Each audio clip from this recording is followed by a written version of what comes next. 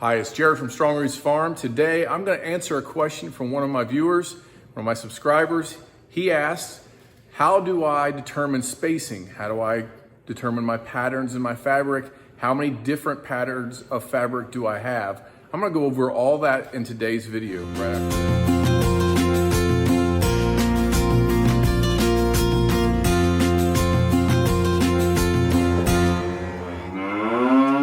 Okay, before we get started here, I want to go over my references, where I look up my information, how I get my information to know about spacing, so you can do this on your own. So I have a couple books here that I want to recommend to you. So first I have The Urban Farmer by Curtis Stone. In the back of this book, he goes over each individual plant and it goes over spacing. So I like this book. It'll help me with spacing, help me with those things. Next I have J.M. Fortier's The Market Gardener. In the back, he has the same similar things as he goes over plots and different plants. There's good spacing, good things in here about this. You can always reference your Johnny's catalog if you're ordering from Johnny's like I am. And I will also use Elliott Coleman. He has a guide for spacing. You can Google that, Google some of his guides. There's some placards there. And then the last thing is your seed packet. So today I'm going to use sugar snap peas as kind of my example as we go through this video. And then on the back of my Johnny's seed packet, it has all this information on the spacing.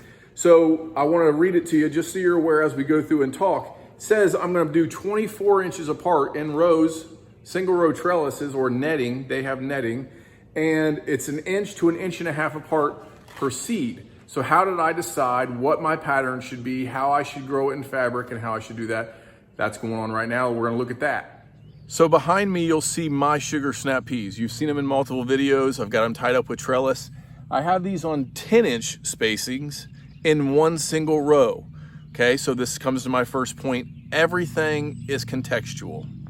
So with my first and kind of most important point, everything is contextual. What do I mean? So as I go through this, it's contextual to you, what you're looking to do, what you're looking to grow, and what your motives are. So it changes. I've heard a lot of different farmers, a lot of different market gardeners say this. It's all contextual. So for me, I went with 10-inch spacings and I went with one row. Why? Well, I have unlimited space here. Not really, but I have way more space, way more ground than I'm maximizing at this time.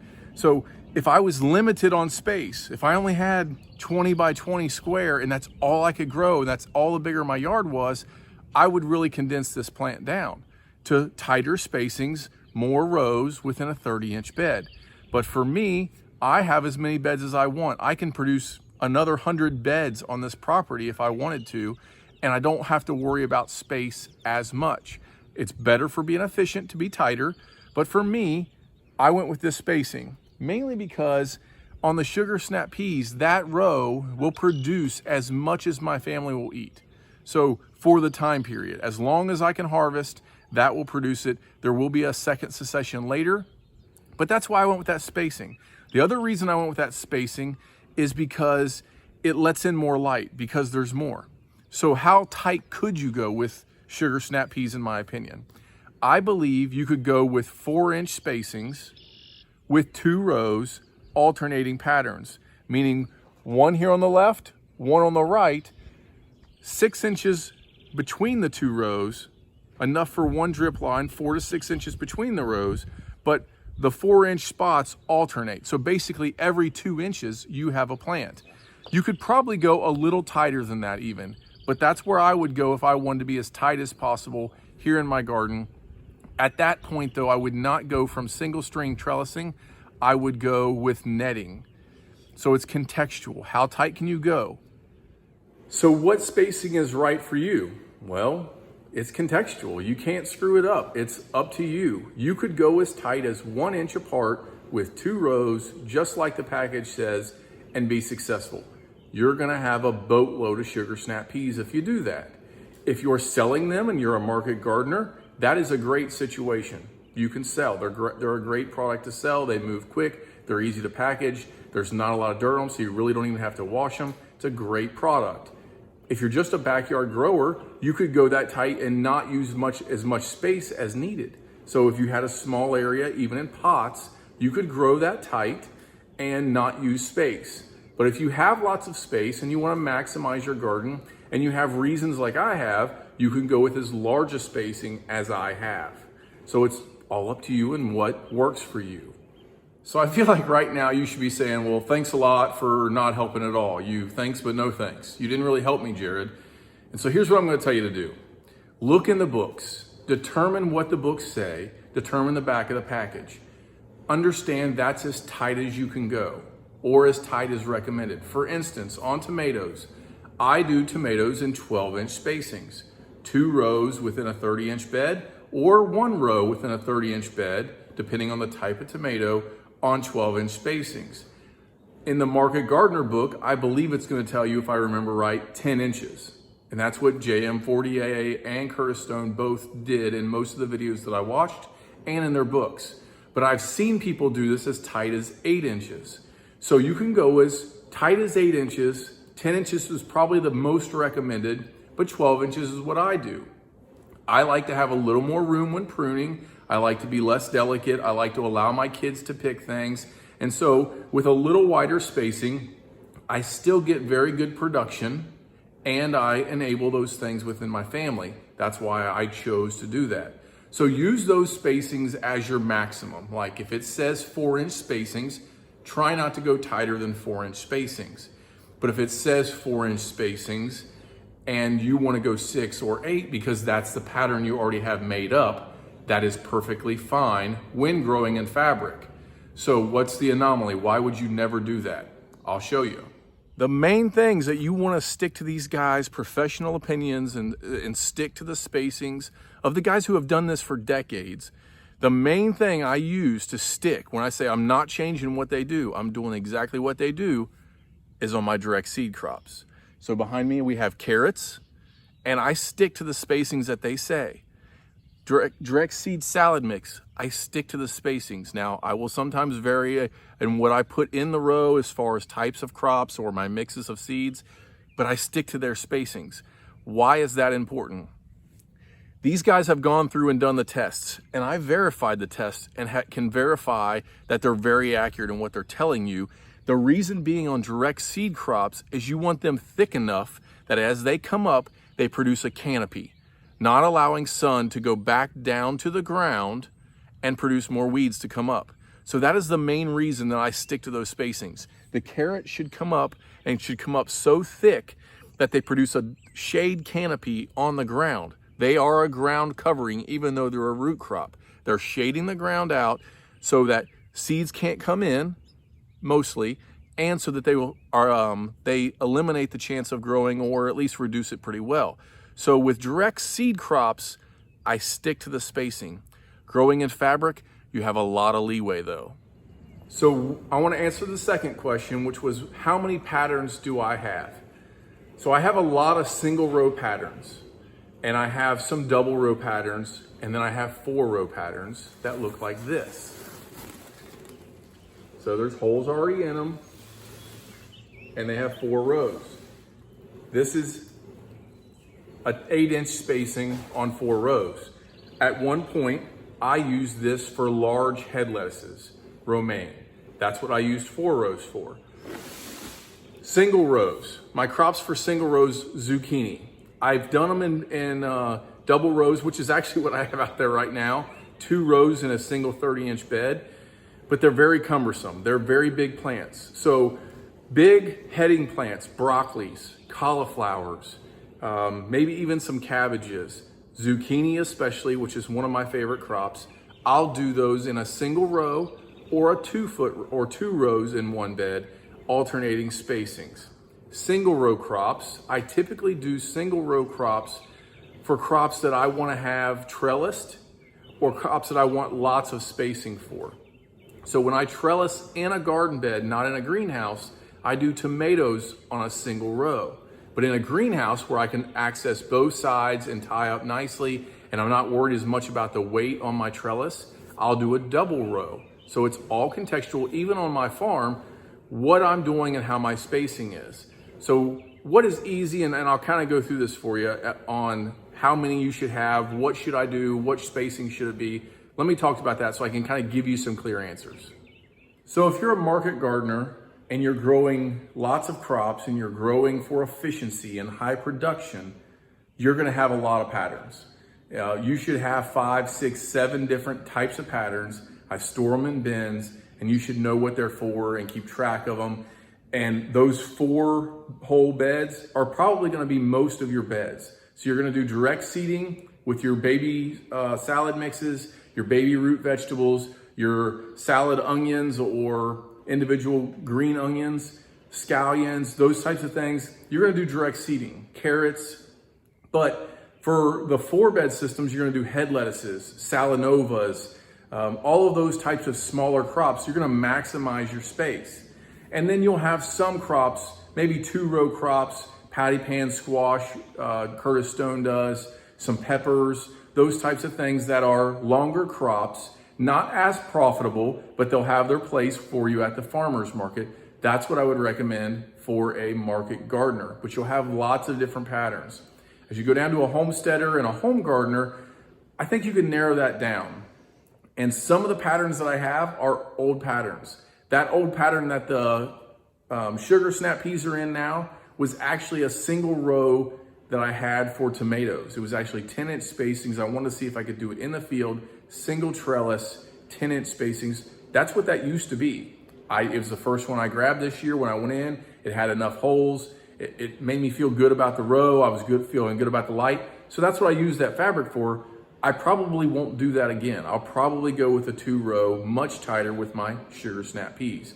But what can I recommend to you? How should you build your patterns? Let me talk about that. A couple of videos ago, I showed you this pattern that I have where I drill my 1.5-inch hole in my plywood and I lay it down.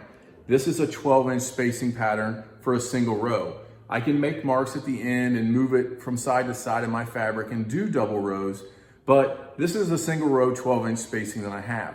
So what do I recommend? If you're a home gardener and you don't want to have forever patterns, you don't want to have a lot of these pieces of plywood laying around, what would I do? Again, if I had it all to do over, I would stick in the 6-inch range. And so everything has a 6-inch. So if I did holes every 6 inches, 1.5 inches in here, if I wanted a 6-inch pattern, I could use this pattern. If I wanted 12-inch patterns, then I could just burn every other hole as I'm laying it down. I could still use the same pattern. And then of course it would also be good, every third would be an 18-inch. And so those are the 3 main spacings that I would use, would be 6, 12, and 18.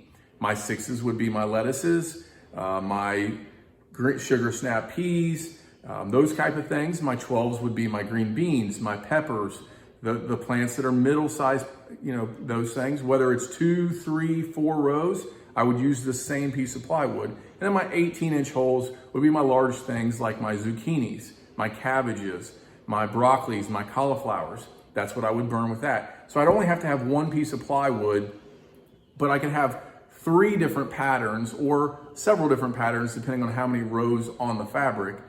But 3 to 4 to 5 different patterns would be all I would have as a home gardener, and I would label them, and which is what I'm doing now, label them for, I want to continue to use this over and over and not stress as much about it.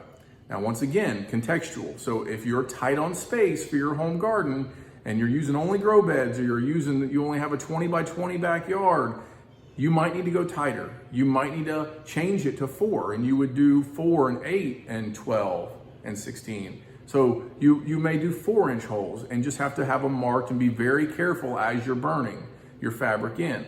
But you got to think about this kind of thing and how it goes. So rows, single rows. If I was doing zucchini with this pattern, I would do my 18 inches because I had 6-inch holes, do my 18 inches, 1 single row.